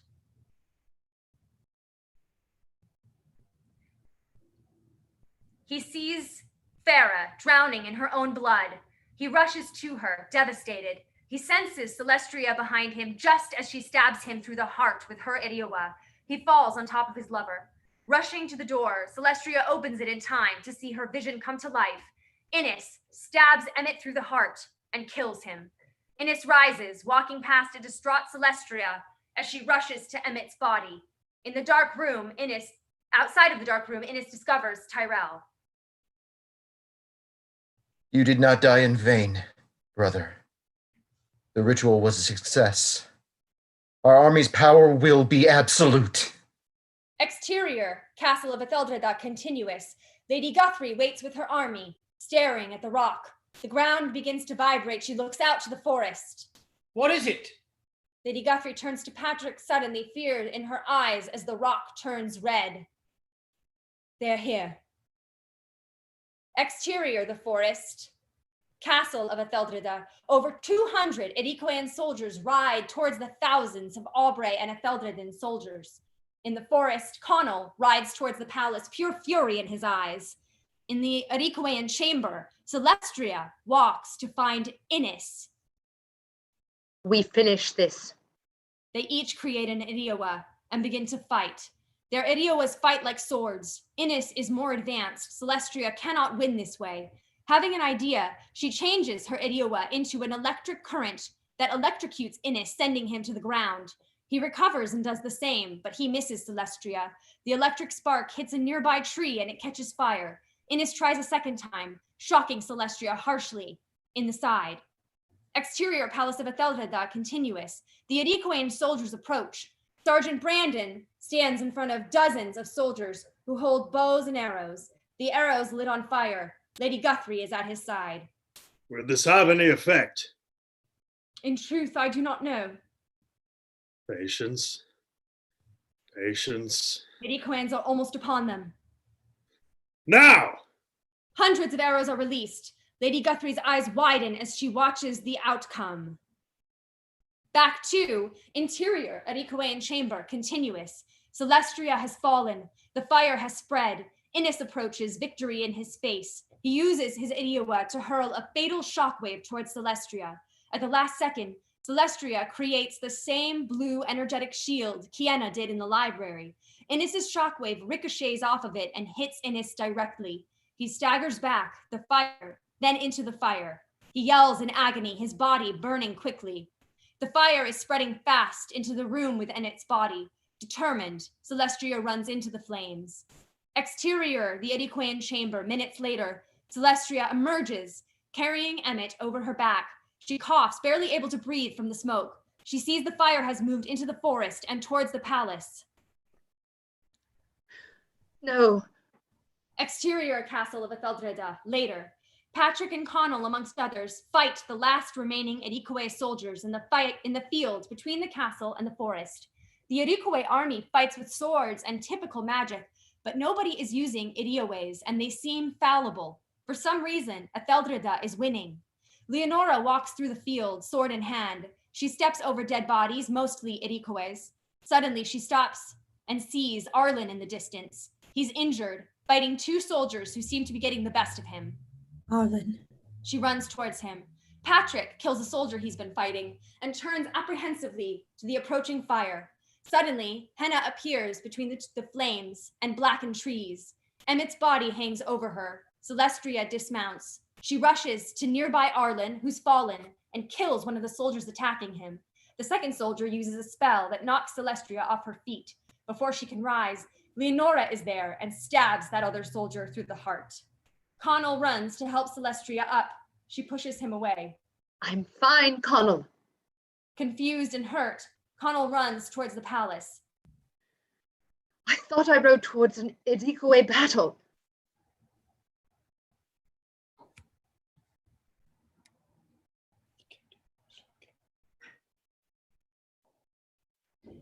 Celestria faces the burning forest. She raises her hands. Her violet eyes turn green as she closes them and whispers. The fierce fire, now 10 feet from them, becomes tame and slowly goes out. Leonora takes Celestria's hand. Interior, Mena's cell below. Later, Celestria opens Mena's cell door. You are free to go. My cousins? I killed them. You had to, Highness. The power was gone. Power, Highness? Their armies. We overtook them. Then the Porian ritual was not successful. Yet Emmot is dead. Interior, Celestria's chamber. Later, Celestria comes in and sees Connell on her bed. He's been crying. Celestria. What are you doing here, Connell? I don't know how to. I need to be alone. You need to understand. What? He switched. I don't know how. I opened my eyes and I never wanted. Connell, what are you saying? His expression grows dark. Stop calling me Connell. Celestria's eyes widen. A sudden knowing, she runs out of the room. Exterior hallway continuous. Celestria runs as fast as she can, tears falling until she comes upon a chamber. She opens it. In that chamber, Emmett's dead body lies on the bed. As Celestria approaches, his hair changes. Slowly, his face transforms into Connell's. Connell sacrificed his own life so the Porian ritual would not be successful. Interior Great Hall minutes later. Celestria walks into the Great Hall. Patrick, Laura, Lady Guthrie talk with Mena. Leonora sits beside a crestfallen Arlen, his arm in bandages. Something made the ritual a failure. Was it merely Celestria's presence? It was unsuccessful because they did not kill who they intended. Everyone turns to Celestria, not realizing she was there. Patrick, please make arrangements for Connell's service. Connell? It would appear that Connell used the spell Kiana placed upon Mena and myself. He saved us. He saved Emmett. Exterior, Castle of Etheldreda, garden at sunrise. The forest surrounding the palace is mostly burned. Celestria looks upon the garden where she had lessons with Kiana. Giles is with her. You have lost many loved ones, my darling. And Sabine, Kiana, and now Connell. Connell is at peace. Where are his ashes? With his family in Alida. He died for them. He died for more than just his family, I think. Emmett watches Celestria and Giles from a distance. He's tortured. Arlen approaches. Are you well, sir? I killed another. No, Emmett. Another gave you life. Why would he do that? Arlen looks to Celestria. I can think of one reason. Arlen, you are my dearest friend, but I think you are mistaken in what awaits my future. Well, it pains me to disagree, sir. I must. There is death, and there is rebirth. You have a choice. Standing here Staring at her from a distance is one. Or you can create beauty from disaster. Wise words. Thank you, my lord. Emmett turns to him and smiles. Arlen nods and heads inside. Emmett walks towards Celestria. Seeing him, she excuses herself from her father. They meet halfway, both unsure. How are you? I do not recognize myself. If innocent Tyrell had not been killed, then... Yes, I do know. And you? I, too, feel like a murderer. Celestria tears up. I am so very sorry. He was a good man. I believe he loved you very deeply. He was a good man.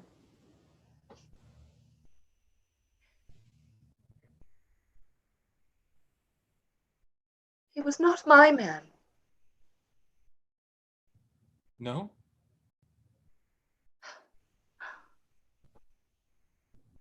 This is why you released me from our contract. Emmett, do you really not know? Know what? How much I cannot live without you? When I thought you were dead, my concern was not for our kingdom's future, only for myself. Celestria, my heart's eruption is long overdue. The path my life has taken makes it difficult to express my truth, but I should have told you long ago that I love you and yearn for you at every moment. That I have but one true regret in all my life. One? My lips have never touched yours. They share their first ardent kiss. Interior, Arlen's chamber balcony, continuous. Arlen stands on his balcony, the sun peeking in through the blackened trees. Leonora comes to his side.